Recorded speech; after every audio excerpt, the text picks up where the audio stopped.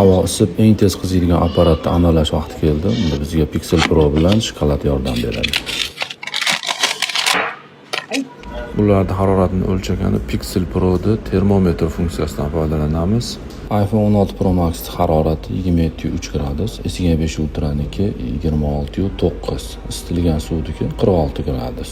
Ancha-muncha telefon tutatib yuboradigan eng kuchli o'yin Genshin Impact'ni sinaymiz bularda.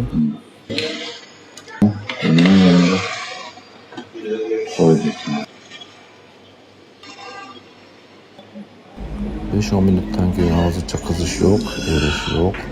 Detalizatsiyalarni ko'rsangiz bo'ladi, maksimal nastroykada hammasi. 10 minutdan keyin haroratni o'lchadik. Samsung 27 gradus, iPhone 36 gradus. 10 gradus ko'proq qizib iPhone birinchi shokoladni eritdi. iPhone qizishi ko'pchilikka sir emas va Qualcomm Snapdragon protsessorlari kam zaryad yeb, sekin qizishini amalda yana bir tekshirdik.